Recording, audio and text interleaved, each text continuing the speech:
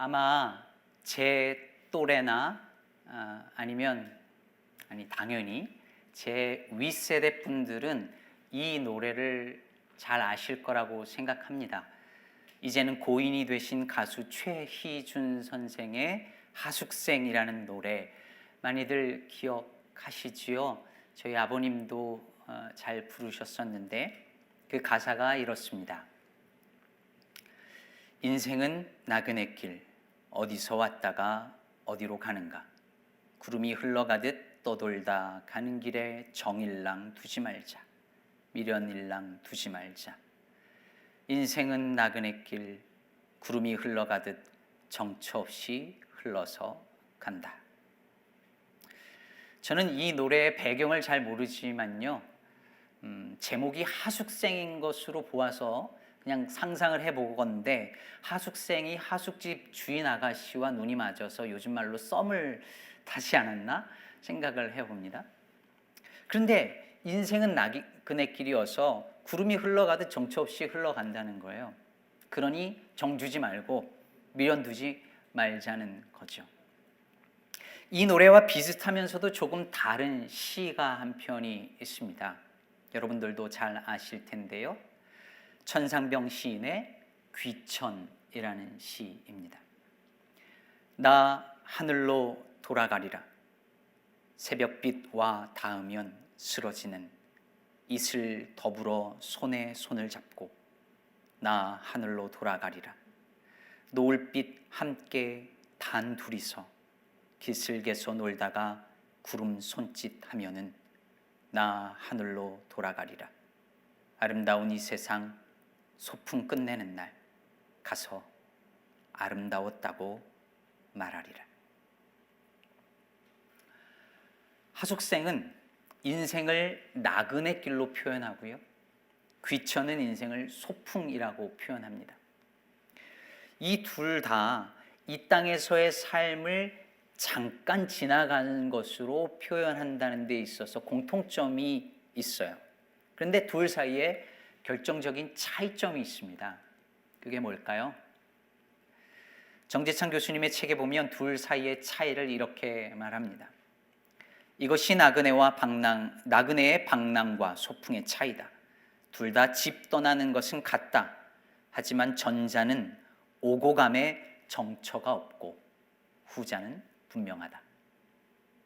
즉, 나그네는 어디로 가는지 정착지가 정해져 있지 않아요. 구름 가듯 흘러갑니다, 그냥. 하지만 소풍은 달라요. 천상병 시인은 나 하늘로 돌아가리라 라고 말합니다. 자신이 하늘로부터 왔고 그래서 다시 그곳으로 돌아간다는 분명한 삶의 목적지, 정착지가 있습니다. 자, 어느 것이 성경에서 말하는 우리 인생에 더 가까울까요? 나그네의 방랑보다 소풍이죠. 우리는 돌아갈 본향이 있으니까요. 이번 주 우리가 묵상한 베드로전서에는 나그네라는 단어가 3번 등장을 합니다. 그런데 우리가 이 나그네라는 단어를 들으면 나도 모르게 마치 하숙생의 그 나그네처럼 생각하는 경향이 있는 것 같아요.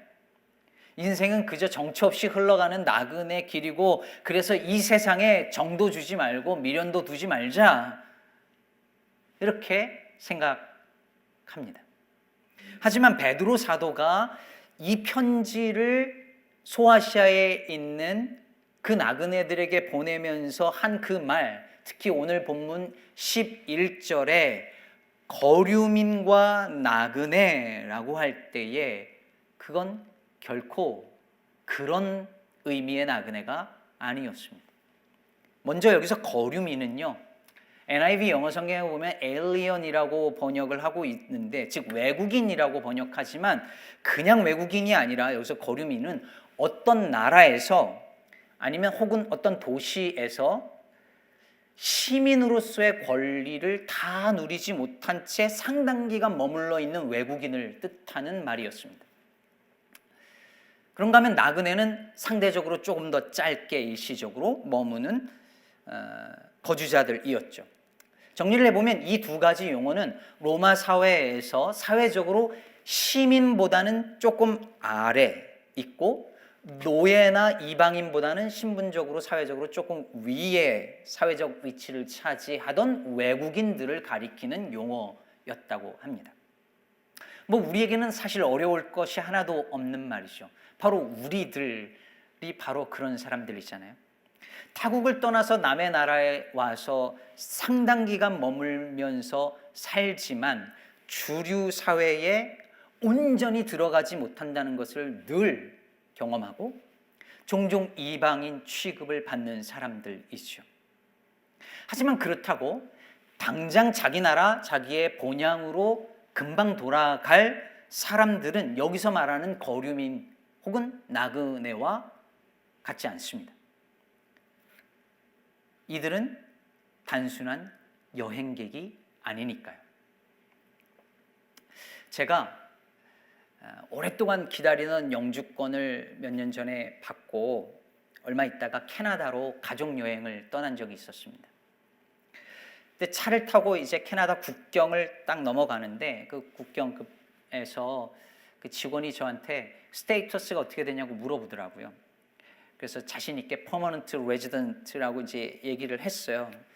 캐나다 왜 가냐고 묻더라고요. 그래서 트래블 하러 간다 이렇게 대답을 했습니다. 근데 그때 딱 든 생각이 뭐였느냐면 바로 그 지점, 국경을 넘어가는 지점이 제가 거류민의 자리에서 여행객의 자리로 넘어가는 순간이더라고요. 그리고 반대로 캐나다에서 미국으로 들어올 때는 반대죠. 여행객의 자리에서 거류민의 자리로 돌아오는 지점이었습니다. 여러분, 여행객으로서의 저는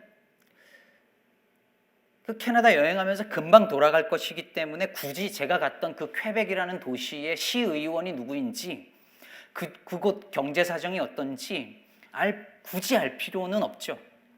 하지만 거류민으로서의 저는 미국의 정치, 문화, 경제 그것 등에 대해서 알아야 하고 고쳐야 할 점이 있으면 나름의 행동을 해야 합니다. 왜요? 제가 머물러 거주하는 삶의 자리니까요. 그게 여행객과 거류민의 차이입니다. 하나님께서 우리를 이 땅에 여행객이 아니라 거류민으로 그리고 나그네로 불렀다라고 하는 말씀의 의미가 바로 이것입니다. 우리는 어차피 이 세상에서 살면서 이 세상은 금방 그냥 지나가는 것이고 본향은 천국에 있으니까 세상 일에 정도 주지 말고 미련도 주지 말고 아무 관심도 기울이지 말자라고 말하는 여행객, 우리는 그런 사람들이 아닙니다. 이 땅에 있는 동안 이 땅의 현실에 대해서 관심을 기울이고 이 땅의 변화를 위해서 노력해야 할 사명이 우리에게 있습니다.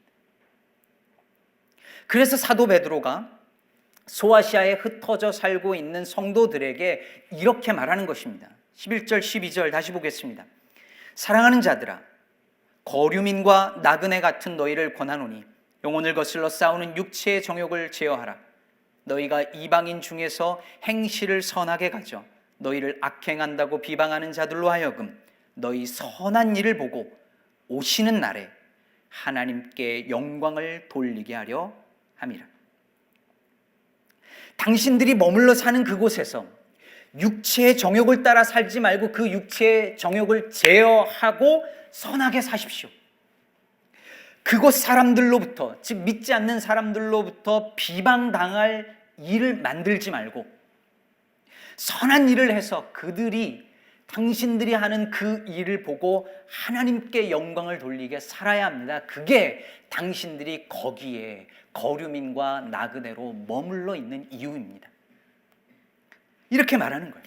그러면서 성도들이 거류민과 나그네로서 어떻게 그 땅에서 선한 행실을 하면서 살아야 하는지 구체적인 예를 베드로 사도가 몇 가지를 드는데 그 중에 하나가 오늘 우리가 읽은 본문에 나오는 바 인간의 제도와 왕에게 순종하라는 것이었습니다. 13절과 14절을 다시 보겠습니다. 인간의 모든 제도를 주를 위하여 순종하되 혹은 위에 있는 왕이나 혹은 그가 악행하는 자를 징벌하고 선행하는 자를 보상하기 위하여 보낸 총독에게 하라. 내 나라 아니니까, 나는 곧 돌아갈 본향이 있으니까 하면서 무질서하게 살거나 아니면 세상과 무관하게 살려 하지 말고 국가의 제도와 질서를 잘 따르고 권세자들에게 순종하라는 것이죠. 오늘날로 말하면 법 잘 지키고 세금 떼먹지 말고 잘 내고 센서스 잘 참여하고 투표도 잘 하는 좋은 시민, 지역사회에 도움이 되는 좋은 주민으로 그렇게 살라는 말입니다. 저는 정말 크리스찬들과 교회들이 그랬으면 좋겠습니다. 마스크 쓰라면 좀 썼으면 좋겠어요. 사회적 거리 지키라면 좀 지키고요. 이상하게 교인들과 교회는요, 사회적으로 합의한 것들을 잘 안 지켜요. 자신들을 초법적인 존재로 여기는 목회자들, 교인들이 얼마나 많은지 모릅니다. 공공도로 점유해서 예배당 지어놓고 사회법보다 영적 제사법이 더 높다고 이런 말들을 합니다. 저는 오늘날 교회와 그 교회를 구성하고 있는 성도들이 더 성숙한 시민의식을 가지고 그리고 행동하는 것이 하나님께 영광 돌리는 길이라고 저는 그렇게 믿습니다. 우리가 그렇게 살아야 한다고 믿습니다. 그런데 그게 다는 아닙니다. 우리는 역사 속에서 왕과 권세자들과 제도에 복종하라는 말이 어떻게 악용되어져 왔는지를 잘 알고 있죠. 군부 독재 시절에 교회에서 정부 권력에 저항하지 말고 순종하라고 하면서 든 본문이 바로 오늘 본문 베드로전서 2장이었고 특히 로마서 13장이었습니다. 로마서 13장 1절은 이렇게 말하죠. 각 사람은 위에 있는 권세들에게 복종하라. 권세는 하나님으로부터 나지 않음이 없나니 모든 권세는 다 하나님께서 정하신 바라. 그러니 정부 권력과 제도에 순종하고 데모하지 말고 그렇게 순종하라고 했죠. 실제로 일제강점기에도 이 로마서 13장 1절이 그렇게 쓰이기도 했습니다. 하지만 여러분, 이 구절은 세상의 권세를 절대화하는 말씀이 아니라 오히려 상대화하는 말씀입니다. 생각해 보세요. 이 당시에 황제는 신이었죠. 황제의 권세는 곧 신의 권세였습니다. 그런데 바울이 그 권세가 하나님이 정하신 것이라고 하는 거예요. 그 말은 그 권세를 하나님이 가져가실 수도 있다라는 말이죠. 여러분, 당시에 이 말이 얼마나 혁명적인 이야기로 들렸을까요? 오늘 본문도 마찬가지입니다. 13절에서 베드로가 말하기를 인간의 모든 제도를 주를 위하여 순종하되 라고 말합니다. 주를 위하여라는 단서가 붙습니다. 로마 왕이 주가 아닙니다. 하나님이 주이십니다. 아니, 하나님만이 주 되십니다. 그러므로 이 구절 역시 왕의 권력을 주 되신 그분 아래 위치시키는 말씀인 것이죠. 그러면 국가의 권세가 주를 위한 것이 아닐 때 어떻게 해야 될까요? 그래도 순종해야 할까요? 그래도 복종해야 할까요? 아닙니다.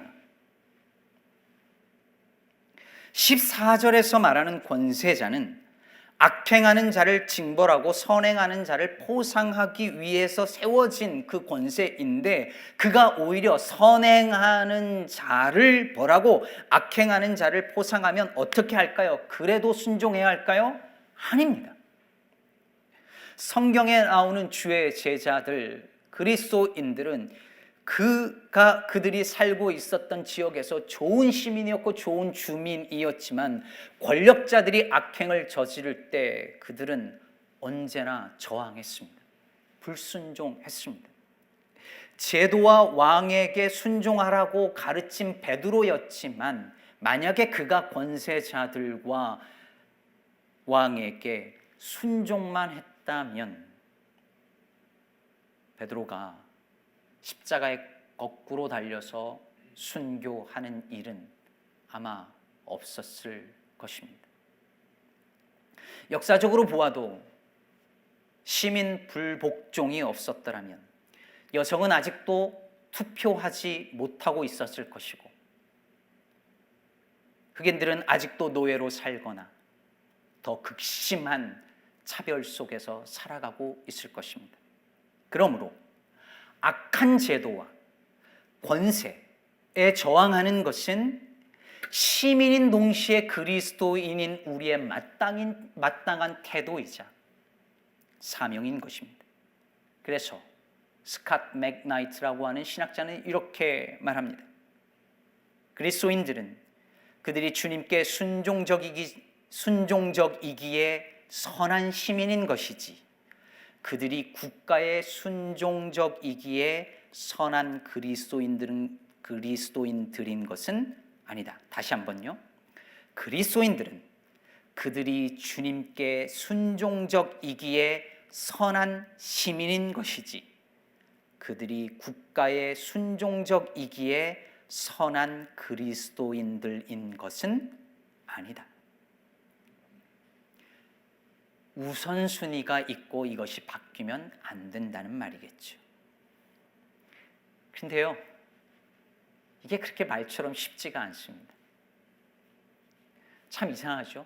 과거에 위의 권세에 복종하라라고 가르치던 이들이 오늘은 세상 법보다 하나님의 법이 위에 있다라고 주장합니다. 자신들이 좋아하는 제도나 정치인이면 하나님이 주신 권세니까 순종하라고 가르치고 자신들이 싫어하는 제도나 정치인이면 하나님을 위해 불순종하라고 말합니다. 자신들의 욕망과 이념과 진영 논리를 따라서 말씀을 다르게 적용합니다. 우리라고 다른가요? 자신의 편의에 따라서 내가 놓여져 있는 어떤 삶의 자리나 형편에 따라서 말씀을 다르게 적용해요. 남을 공격할 때는 말씀을 칼날같이 적용하고 나에게 적용할 때는 그렇게 너그러울 수가 없어요.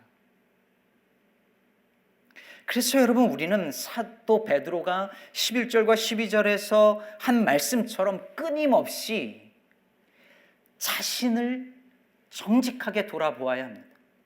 우리가 영혼을 거슬러 싸우는 육체의 정욕을 제어하고 있는지, 즉 내 욕망을 채우려고 하는 것은 아닌지, 그리고 12절에서 보여주듯이 우리가 하는 그 일이 사람들이 보고서 하나님께 영광을 돌릴 만한 것인지, 즉 믿지 않는 자들도 칭찬할 만한 일인지 돌아보라는 것입니다.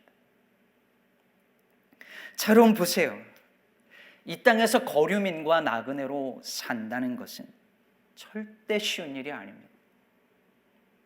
만약에 여러분들이 그것의 어려움을 느끼지 못하고 산다면 여러분은 세상에서 떠나서 단절되어 살거나 아니면 세상에 너무 동화되어 버렸기 때문일 것입니다.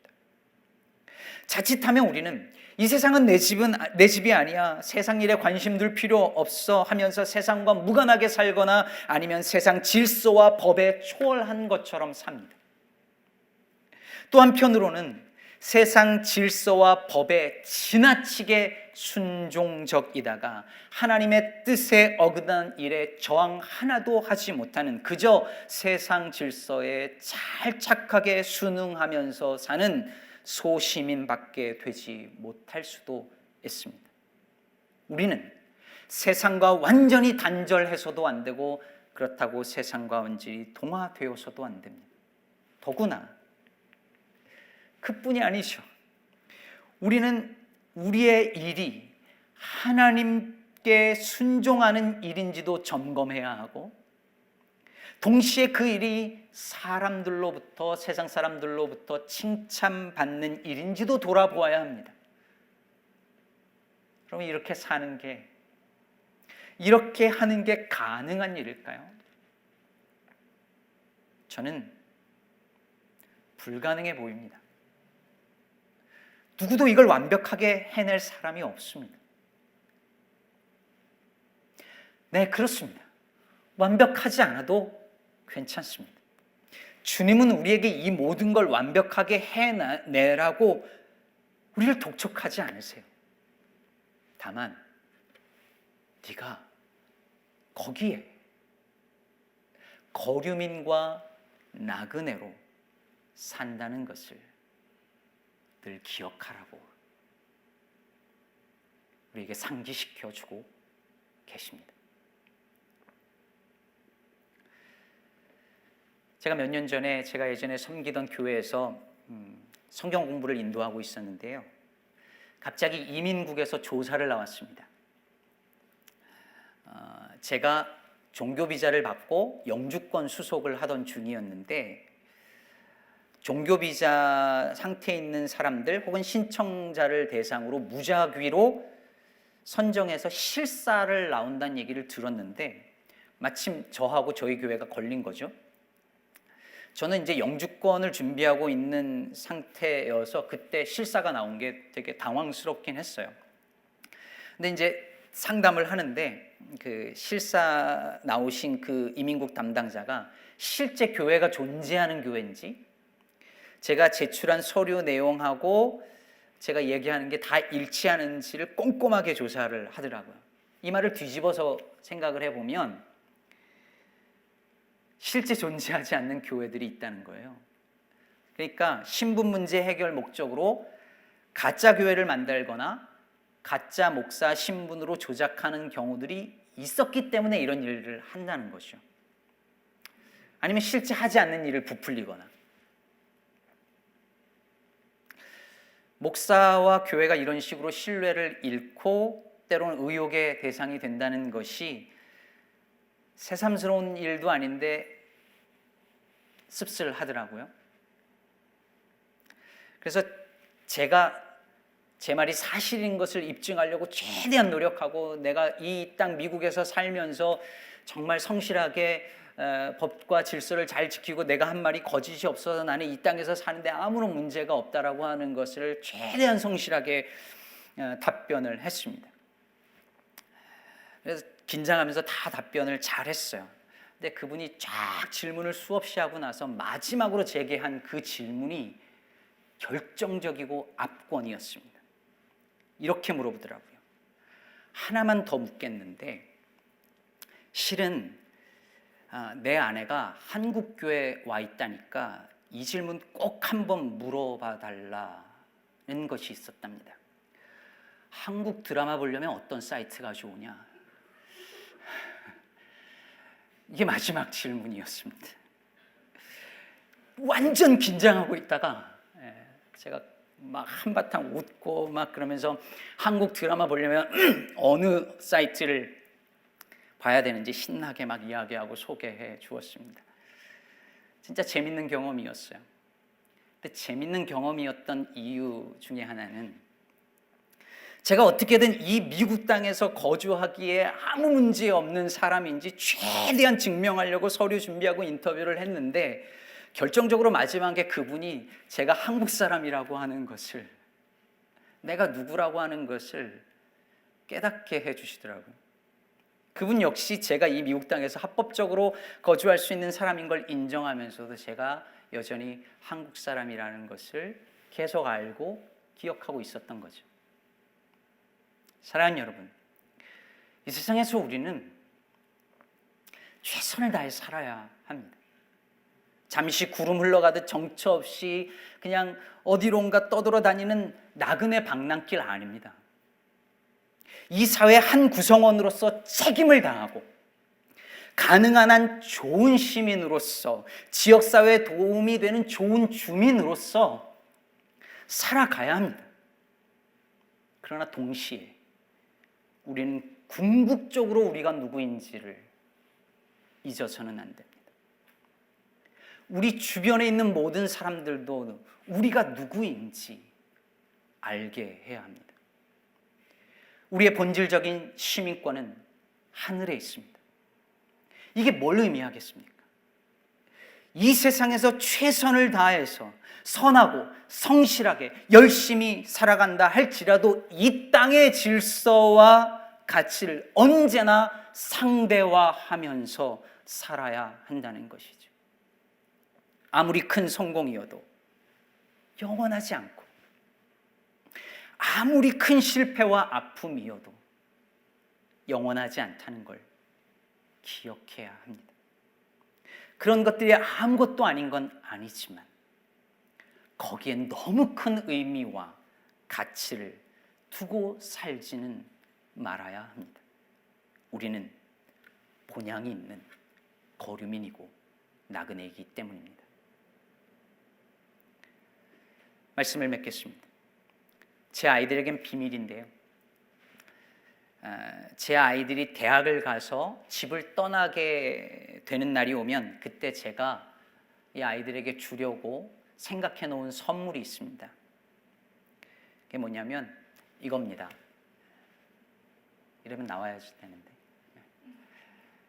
나침반이에요. 나침반의 지침은 늘 흔들거리죠. 그러나 언제나 북쪽을 향해 있습니다. 그리스도인은 이 땅에서 흔들릴 수밖에 없어요. 하나님 나라와 세상, 이 중의 정체성을 가지고 사니까요.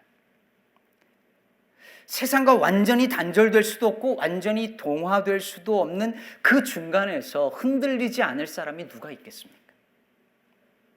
그러나 나침반의 지침이 북쪽을, 정북을 향하여 있기만 하면 되는 것이요, 내가 누구인지를 잊지 않고 우리의 주 되신 그리스도를 잊지 않으면 좀 흔들거려도 괜찮습니다. 사랑하는 여러분, 오늘 본문은 단지 국가와 교회의 관계를 다루는 그런 말씀만은 아닙니다. 그 원리가 되는 그리스도인의 정체성을 잊지 말라는 말씀이죠. 우리가 누군가 거류민과 나그네로 이 땅에 산다는 것입니다. 그저 지나쳐가는 여행객도 아니고, 아니면 이 땅이 영원할 것처럼 머물러 사는 주민도 아닙니다. 하나님 나라 백성으로서 이 땅에 살면서 마침내 이 땅에 주님의 나라가 임할 것을 믿고 기대하면서 사람들로 하여금 하나님께 영광을 돌리도록 선한 삶을 살아내야 하는 사람들이 저와 여러분들입니다. 때론 어떤 것이 옳은지 모를 때가 있고, 틀릴 때가 있고, 흔들릴 때가 있습니다. 괜찮습니다. 흔들려도 괜찮습니다. 아니, 충분히 흔들리십시오. 누군가 말했듯 흔들리지 않고 피는 꽃이 어디 있겠습니까? 우리가 누구인지 기억하고 우리 주 예수 그리스도의 은혜를 잊지 않는다면, 우리가 어디서 와서 어디로 가는 사람들인지만 잊지 않고 기억한다면, 이 땅 나그네 삶이 끝나는 날 주께서 우리 모두를 다독여 주시며 수고했다 말씀해 주시리라 믿습니다.